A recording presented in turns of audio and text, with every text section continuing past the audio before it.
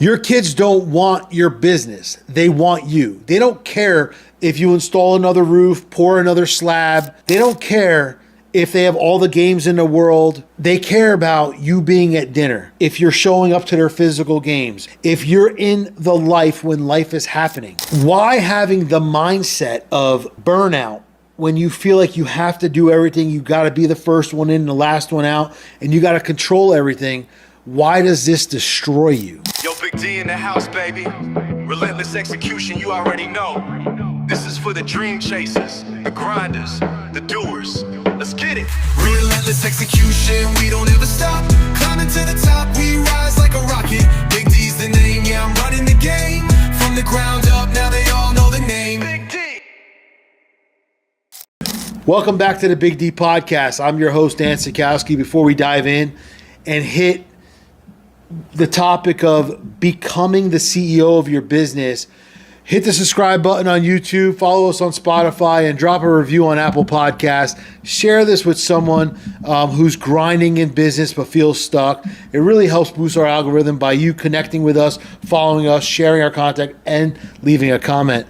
So the Big D Podcast is all about wealth, freedom, and relentless execution. Wealth is about protecting your time so that you can invest in high growth moves.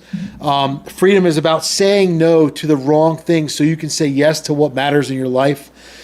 And relentless execution is stop letting others prioritize your calendar. I want to give out a shout out to the sponsors out there who sponsor and help support the Big D Podcast. From the start, we have Life Out There Apparel.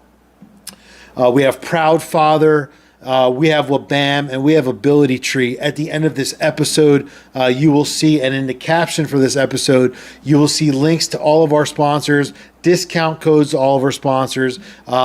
They are doing amazing things, and we'll talk about them soon. But before I get into today's topic, I want to tell you about something that's literally been in the books. We've been cooking and making something super special.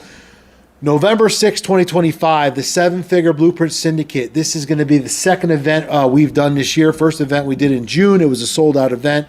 Myself, Abdel, Sam, and Bedros Koulian is coming in from California. This is not theory. It's not fluff. This is where all the excuses will die.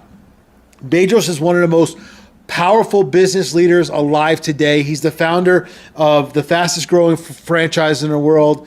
He's a best-selling author of the book Man Up, and he's mentored thousands of people. And he's going to be in this room. Seats are already moving fast. DM me now because this event is going to sell out, and you don't want to underplay this one. So getting into the podcast today, hard question. If you walked away from your business for 2 weeks, would it keep you running or would it make you collapse? If you were able to step away from 2 weeks from today, what exactly would you see in your company? Would everything be falling apart or would it be running by a well-oiled machine? These are the questions you have to ask yourself. Contractors still swinging a hammer every day. Realtors still showing houses morning to night. Landscaper still behind the mower 7 days a week. HVAC guy still crawling through attics. Call it what it is. This is not a business. This is a job that you've built yourself. The worst part is that you gave yourself the longest hours, the hardest boss, and the smallest vacation plan. And oftentimes, if you break down how much money you're actually making per hour, you're getting paid as the lowest employee in the company and on the books for what it is that you're doing. It's like you've built a prison out of your two own hands and you've locked yourself inside of this prison. Your business owns you and there's no other way around it. I know this because I lived it. I wore burnout like a badge of honor. I thought because I was the first one in the truck in the morning, the first one out of the driveway, the first one at the shop, and the last one to leave the shop, and the last one to get home, I was winning. But the truth is, it was killing me. Why having the mindset of burnout when you feel like you have to do everything, you got to be the first one in, the last one out, and you got to control everything? Why does this destroy you? Well, it breaks down to three brutal truths. You cap your own growth. You can only sell as many hours as your body can physically give you. True burnout. You're going to burn out. 16-hour days, missed dinners, exhausted weekends. On your free time, you don't want to do anything but sleep and worry about what you still have to do. And you're also fragile. One accident, one illness, one family emergency, whatever it is, and your business collapses. I know a guy in construction who blew out his knee. He was the only one who could run the jobs. He was out for 3 months. By the time he came back, clients left, employees left, the bank account was drained, all because the business was reliant on one person. Let me just tell you something. Your kids don't want your business. They want you. They don't care if you install another roof, pour another slab. They don't care if they have all the games in the world. They care about you being at dinner, if you're showing up to their physical games, if you're in the life when life is happening.